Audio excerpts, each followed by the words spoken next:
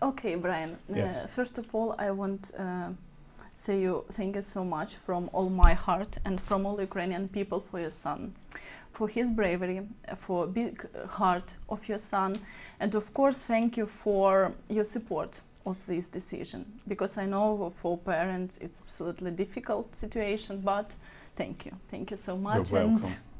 Yeah, and my first question, could you tell me how did you find out that Adam is in Ukraine? Well, my wife and I, Linda, were spending our winter with our daughter in Thailand, and we came home in March. Adam was supposed to pick us up, and one of his friends picked us up at the airport.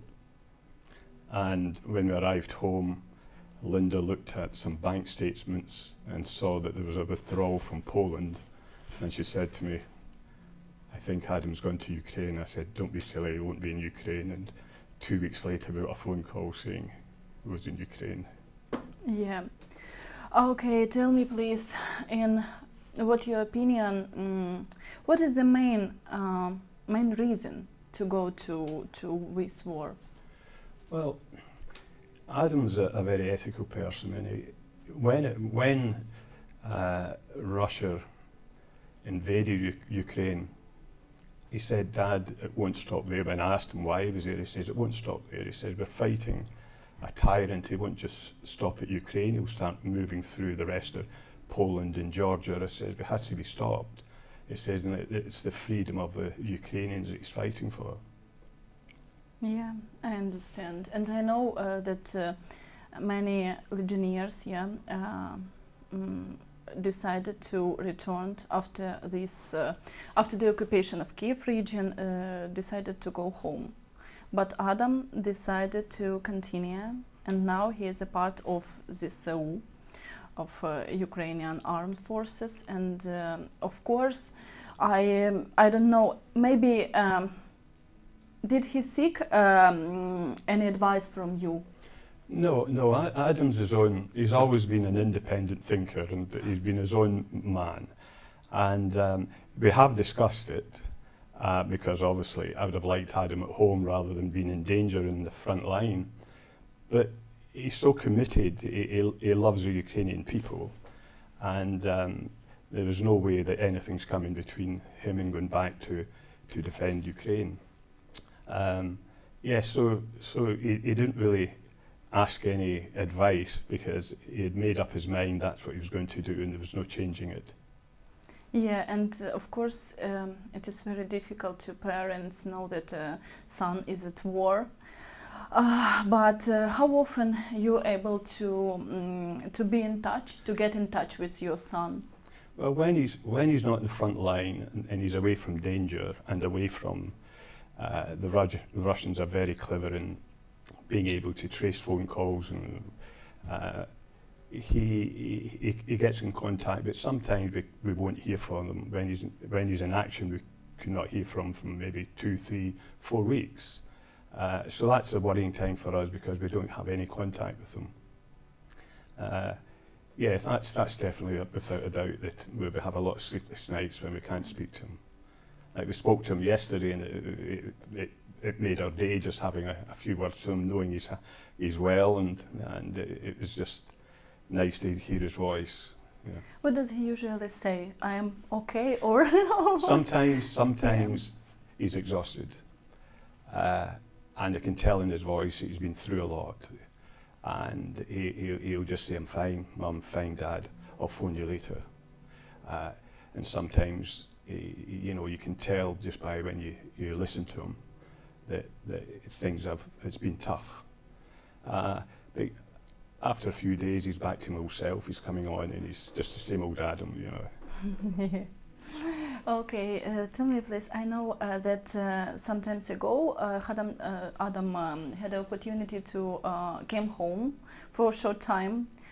What changed inside your son? Maybe some I don't know, some point of characters. He came home, actually. He came home to raise some money to get a truck. And once he raised the money to get his truck, he has a small garage, he has a small business at home. and the local community helped get the money to purchase it. He then got it reinforced, and he took it back to help his unit in Keith. That was the only intention. He never came home to stay. He never came home for a rest. He came home with that prime objective to get enough money to buy a four-wheel truck that he did. Through the help of our small town. There's only 2,500 people in our nearest village. We're from a small village of 300, but bigger, where his businesses were supported by the locals, local businesses, and everybody helped in their effort to get this motor to bring back to Ukraine. Yeah, thank you so much to all Scottish people, of course. It's important for us. And tell me please about Adam in childhood. Well, He was a leader, or no, or maybe, I don't know, he liked to defend another boys. oh in yes, school. he's always had this. He's always had a great moral compass, and he's always on the side of the underdog. He's a great sportsman. He went to university in America on a soccer scholarship, but in all sports he was just a natural sportsman. But he's also he's been his own individual. Nobody impresses him. He's got his own mind. And as a youngster, he was independent and spoke, sometimes outspoken, but he's always been an independent thinker. Yeah, great. You think in the end of this war, Adam want to continue to be a soldier or no? That's a very good question. I'm not sure what Adam will do. He's found something in life being a soldier and helping Ukraine that's brought this. Is defensive and protective, and wants to defend Ukraine against these evil occupiers. But the question of whether he continue, he's found his forte. This seems to be in the military. He loves the military life. He loves his comrades, and he loves the cause that he's fighting for. So who knows? I wouldn't say no that or yes that he would continue as a soldier. It's a strong possibility, but at present I'm not sure. Yeah, and you told me before that Scottish people help with money, yeah, Adam and my country.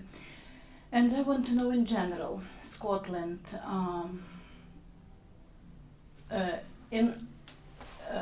understand the situation inside my country, or no? Scotland do understand the Ukrainian, and if you drive through lots of our towns and villages, the Ukrainian flags flying. In Biggar we have 2 or 3 Ukrainian people who have lived there a long time. That's Biggar's being the next village, the town that be next to us. There's certainly 2 or 3 Ukrainian families living there prior to the war and have settled there and married and living. And there is a strong community, and in the country as well as in the country of Scotland, there is a strong bond with the Ukrainian people. So yes, Scotland stands fully behind the Ukrainian war, and certainly behind Ukraine and everything that they do against this evil perpetrator. Yeah, thank you.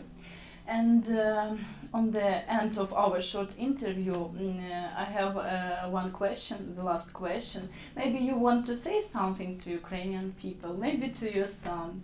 I will send him this video, of course. Well, I just say to my son, stay strong and stay safe, and to go out and win this war. And to Ukrainian people, your president and the Ukrainian people are real heroes to stand up against the evil might of Russia. They are the heroes, and we just wish the world and Europe would be a bit stronger and support them with all that they need. Yeah. Thank you. Thank you so Most much. welcome. Brian. Thank you so Thank much. you. That's all. It was shortly. Все, Олег? Дякую. Thank you so much. Most welcome. We have an idea to